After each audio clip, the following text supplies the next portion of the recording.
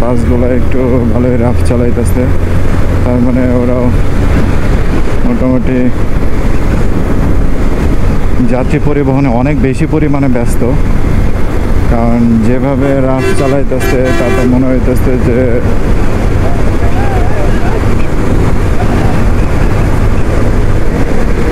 অস্থির হয়ে গেছে। স্লো স্লো, এখন যাও। অস্থির আর কি আছে বুঝলাম না তো। নাদের অস্থির আর কি আছে, একটু স্লো যাও তাইলেই তো হয়। একটা জিনিস খুবই দর্শিত, সেটা হচ্ছে আপনি যত বেশি নরম থাকবেন তার উপরে তত বেশি চড়াও হওয়া হবে। এটা শুধু আমার ক্ষেত্রে না বা একটা সেক্টরে না, প্রত্যেকটা সেক্টরে।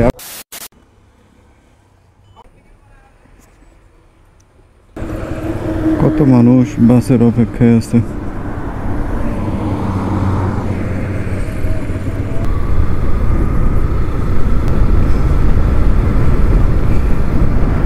Assalamu alaikum everyone, this is Sam. Welcome back, Sam the Traveler, and welcome to new vlog. বন্ধুরা, আশা করি সবাই ভালো আছেন, সবাই অনেক ভালো ঈদ কাটাইছেন। আমরা যারা শহরে থাকি, এরা যখন গ্রামে মা বাবার সাথে বা পরিবারের সাথে ঈদ করতে আসি, এর যে আনন্দটা, এটার আনন্দ আর কোনো কিছুকে ছাড়াই যেতে পারে না। তো আজকে 24 তারিখ সোমবার, সকাল 5:30টার মতন বাজে, 5:30টার একটু বেশি বাজে। তো আজকে বের হয়েছে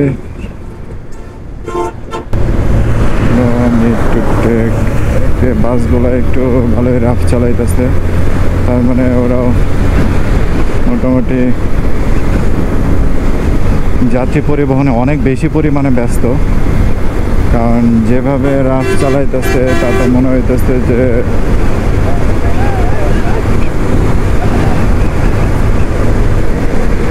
অস্থির হয়ে গেছে। স্লো স্লো, এখন যাও।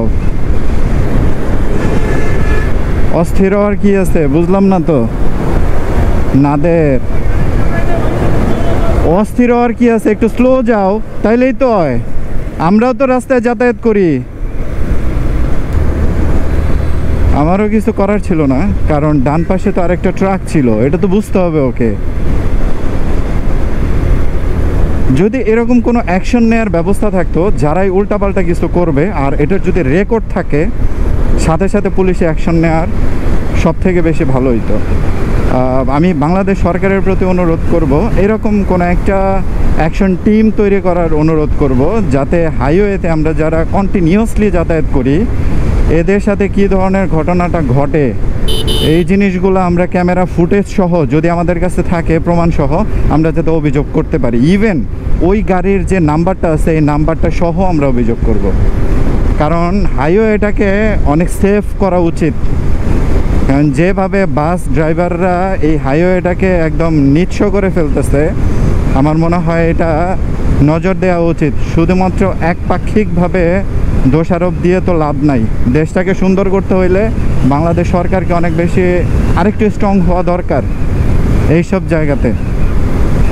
আর আমাদের বাংলাদেশে যে লেভেলের অ্যাক্সিডেন্ট হয়, এই লেভেলের অ্যাক্সিডেন্ট আসলে অন্য কোনো কান্ট্রিতে হয় কিনা আমার ঠিক জানা নাই। আর এগুলোর পিছনে অধৈর্যশীলতা সব থেকে বেশি কারণ।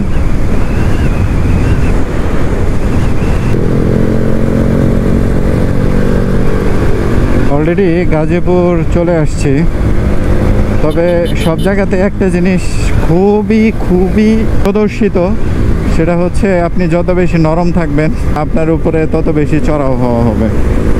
এটা শুধু আমার ক্ষেত্রে না বা একটা সেক্টরে না, প্রত্যেকটা সেক্টরে আপনি যত বেশি সফটনেস দেখাবেন তত বেশি দেখবেন যে আপনাকে পিছিয়ে যাওয়া হচ্ছে। এটা আমি জব সেক্টর থেকে শুরু করে প্রত্যেকটা সেক্টরের সাথে মানে সমানভাবে খেয়াল করতে পারছি। ইভেন এটা আমি আজকে খুব ভালো মতন টেরটা পাইলাম যে এইটা কতটা বাস্তবসম্মত। আমাদের সরকার আমাদের হাইওয়ের জন্য নিয়মগুলা দিয়ে দিছে, সে নিয়মের ভিতরে যতটা বেশি মেনটেন করার চেষ্টা করছি তত বেশি ঝামেলায় পড়তে হয়েছে। ইভেন আপনারা দেখতেই পাইছেন বাসগুলা কি হারা এসে আমার সাথে ঝামেলা শুরু করছিল। তো এটা আসলে বাস্তব। সব থেকে বেশি খারাপ হয় নতুন রাইডারদের জন্য, যখন আমাদের ক্ষেত্রেও হয় না যে তা না, মাথাটা একটু বেশি বিগড়ে গেলে তখন ঝামেলা হয়ে যায়।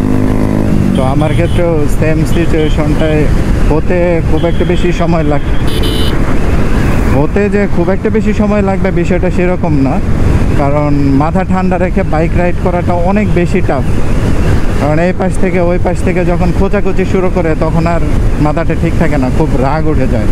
আমি যতই ঠান্ডা মাথায় বাইক রাইড করতে চাই না কেন, আশপাশের ড্রাইভারগুলা অনেকাংশে এই জায়গা থেকে আমাকে মানে সরায় নেওয়ার জন্য অনেকটাই দায়ী আমি মনে করি।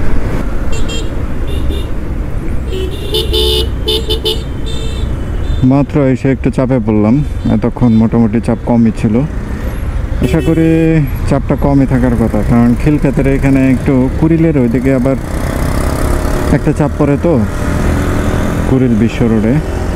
তো সেই চাপ সামলানোর পরে আশা করি আর চাপ থাকার কথা না।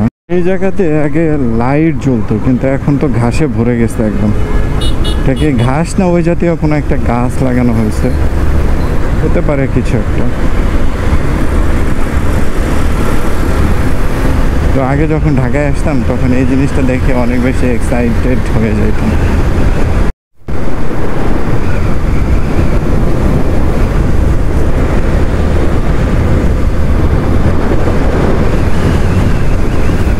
কোনো রকমে বিজয় সরণিটা পার হইতে পারলে মোটামুটি জ্যাম থেকে উদ্ধার পাওয়ার একটা সম্ভাবনা আছে। যদিও আজকে ঢাকায় চাপ অনেক কম, এরকম চাপ কম থাকলে তাহলে আর কোনো ঝামেলা নাই। আশা করি বিজয় সরণিটাও ক্লিয়ার করে যাইতে পারবো, কিন্তু বিজয় সরণিতে আল্লাহর রহমতে সবসময় জ্যাম থাকে। যদি ঈদের আগে আমি কোনো জ্যাম ট্যাম পাই নাই, ঈদের আগের দিন যখন যাই তখন একদম ফাঁকা ছিল, সেটা তো দেখতেই পাইছেন।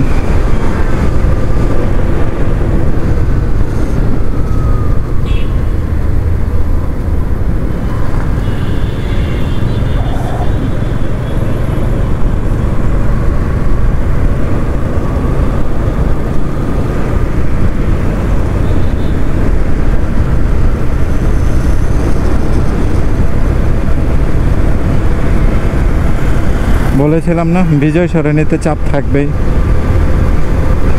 আর কোথাও চাপ থাকুক আর না থাকুক। ওই যে দেখেন ভাইয়া বিজয় সরণিতে কত চাপ, যদিও সিগন্যাল দেখতে পাচ্ছি না। এদিকে যাইতেও ভয় লাগে, ঘোড়ার ডিম কখন কোন দিক দিয়ে মামলা দিয়ে দেয় তার কোনো ঠিক ঠিকানা নাই। কে রে pack pack pack pack pack করে।